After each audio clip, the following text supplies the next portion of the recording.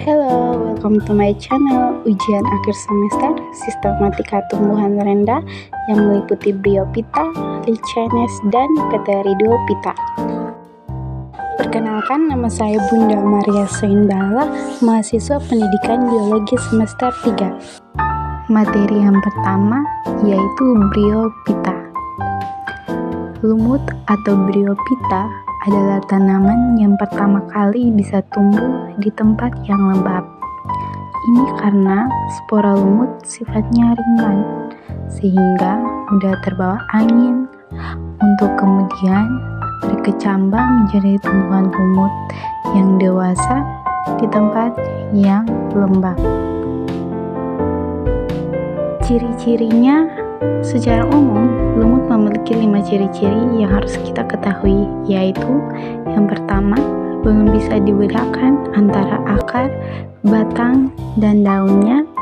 Yang kedua, akarnya berupa akar semu atau rhizoid. Yang ketiga, tidak punya berkas membulu, xilem dan floem. Yang keempat, mengalami metagenesis atau pergiliran keturunan antara fase gametofit atau fase penghasil gamet dan fase sporofit atau fase penghasil spora. Yang kelima, pada saat fase gametofit, lumut dapat membentuk gametan atau struktur penghasil gamet berupa antheridium yang menghasilkan gamet jantan atau spermatozoid serta archegonium yang menghasilkan gamet betina atau ovum. Selanjutnya, klasifikasi tumbuhan lumut. Yang pertama adalah lumut daun. Lumut daun atau lumut sejati adalah tumbuhan yang termasuk dalam divisi Bryophyta sensu stricto atau musci. Tumbuhan lumut secara umum biasanya merujuk pada kelompok ini. Tumbuhan ini merupakan tumbuhan tidak berpembulu dan tidak berspora. Yang berikut adalah lumut hati. Lumut hati atau Marcha Thiophyta banyak ditemukan menempel di bebatuan, tanah, atau dinding tua yang lembab. Bentuk tubuhnya berupa lembaran mirip bentuk hati dan banyak lekukan. Tubuhnya memiliki struktur yang menyerupai akar, batang, dan daun. Yang terakhir adalah lumut tanduk atau disebut juga Anthocerotopsida, adalah anggota tumbuhan tidak berpembulu dan tumbuhan berspora yang termasuk dalam super divisi tumbuhan lumut atau Bryophyta. Tumbuhan ini biasa hidup melekat di atas tanah dengan perantara rhizoidnya. Selanjutnya, peranan dan potensi pemanfaatan lumut. Lumut berperan cukup penting dalam ekosistem. Pada suksesi ekologi, lumut termasuk ke dalam jenis perintis yang memulai kehidupan awal pasca gangguan lingkungan. Selain itu, lumut juga dapat menjadi bioindikator dan menjaga kelembapan lingkungan. Faktanya, terdapat berbagai peranan dan manfaat lain yang belum banyak diketahui dari lumut. Beberapa di antaranya adalah sebagai berikut. Yang pertama, sebagai bioindikator logam berat. Yang kedua, sebagai bioindikator perairan. Yang ketiga, sebagai indikator radioaktivitas. Yang keempat, bahan persemaian dan media tanam. Kelima, obat-obatan dan sumber makanan. Keenam, agen biopestisida. Yang ketujuh, budidaya untuk tanaman hias. Dan yang terakhir adalah pengondisian dan pembiakan tanah. Nah, ini adalah contoh Bryophyta yang saya temukan di samping BAK Undana. Materi berikut yaitu Lichenes. Lumut kerak atau Lichenes adalah suatu organisme majemuk yang merupakan suatu bentuk simbiosis mutualisme erat dari fungsi dengan mitra fotosintetik yang dapat berupa alga hijau atau cyanobacteria. Kerja sama ini demikian eratnya sehingga morfologinya pun berbeda dari komponen simbiotiknya. Seperti yang kita lihat pada gambar adalah contoh lumut kerak. Nah, yang berikut adalah ciri-ciri. Warnanya bercak hijau keputih-putihan, sering ditemukan tepung yang berasal dari sel ganggang yang terbungkus hifa, memiliki soredium, dapat melekat pada batu atau tembok yang tidak dapat ditempati oleh makhluk hidup lain.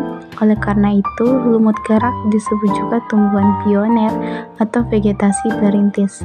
Lumut kerak juga dikenal sangat sensitif terhadap zat-zat polutan berbahaya, sehingga tidak dapat hidup di lingkungan yang tercemar.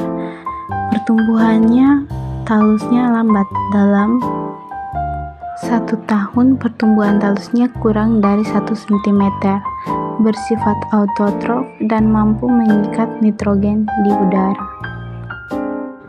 Selanjutnya adalah fungsi lumut kerak. Lumut kerak atau liket membantu proses pembentukan tanah dengan cara melepaskan fragmen talus yang sangat halus. Kemudian, lumut kerak sangat sensitif terhadap polutan yang berbahaya, misalnya fluorida, logam berat, zat radioaktif, bahan-bahan kimia pertanian, dan pestisida, sehingga lumut kerak dapat digunakan sebagai indikator pencemaran lingkungan. Usnea atau salah satu lumut kerak dapat menghasilkan asam usning yang dapat digunakan sebagai obat TBC. Roselia tinctoria digunakan sebagai bahan pembuat kertas atau lakmus. Nah, ini adalah contoh lumut kerak. Yang pertama itu Graphis sp atau hidup melekat pada batang pohon. Bisa dilihat bahwa lumut kerak tersebut hidupnya di batang pohon. Yang kedua ada Haematoma, yaitu hidup melekat pada batu-batuan. Jika diperhatikan lebih baik, itu lumut keraknya menempel pada bebatuan dan mempunyai bercak-bercak kemerahan pada lumut tersebut. Contoh yang ketiga, Usnea dasyphoga, hidup melekat pada pucuk-pucuk pohon di pegunungan. Bisa dilihat bahwa lumut tersebut hidupnya di pohon yang berkelantungan. Dan contoh yang keempat yaitu Parmelia sp, hidup melekat pada kayu. Oke, contoh yang terakhir ini sangat melekat pada kayu. Bisa dilihat dia terdapat di batang-batang kayu.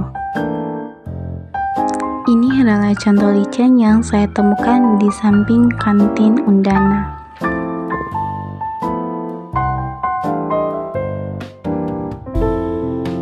Materi yang terakhir yaitu Pteridophyta.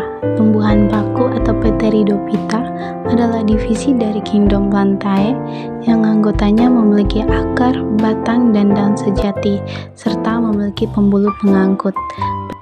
Pteridophyta berasal dari kata pteron atau sayap bulu dan phyton tumbuhan, sehingga Pteridophyta merupakan tumbuhan paku yang tergolong dalam tumbuhan kormus berspora, di mana tumbuhan ini menghasilkan spora dan memiliki susunan daun yang umumnya membentuk bangun sayap, yaitu pada pucuknya yang terdapat bulu-bulu. Selanjutnya adalah ciri-ciri dari tumbuhan paku.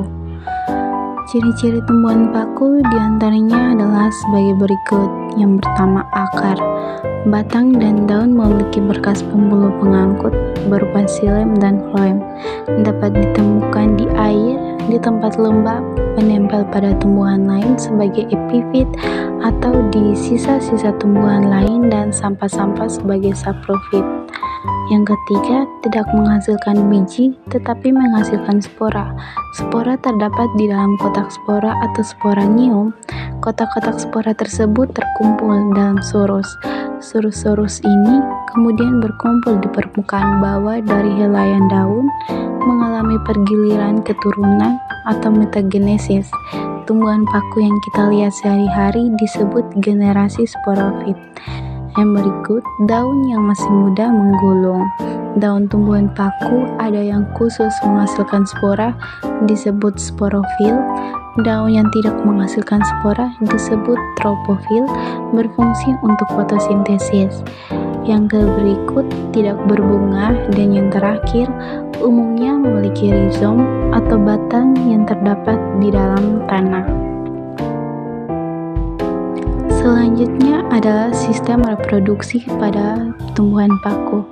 Reproduksi tumbuhan ini dapat secara aseksual atau vegetatif, yakni dengan stolon yang menghasilkan gema atau tunas. Gema adalah anakan pada tulang daun atau kaki daun yang mengandung spora. Reproduksi secara seksual atau generatif melalui pembentukan sel kelamin jantan dan betina oleh alat-alat kelamin atau gametogonium. Gametogonium jantan atau antheridium menghasilkan spermatozoid dan gametogonium betina menghasilkan sel telur atau ovum seperti halnya tumbuhan lumut. Tumbuhan paku mengalami metagenesis atau pergiliran keturunan. Berikut ini adalah jenis-jenis tumbuhan paku. Yang kita lihat yang pertama ada paku tiang, kedua paku tanduk rusa, yang ketiga paku sarang burung, yang keempat ada Azolla pinnata, yang kelima adalah tumbuhan paku suplir, yang keenam Nephrolepis, dan yang terakhir adalah semanggi. Nah, ini adalah contoh paku pteris di samping aula FK. Ini juga ada paku suplir di samping aula. Dan yang ini adalah paku ekor kuda di samping Loponipa.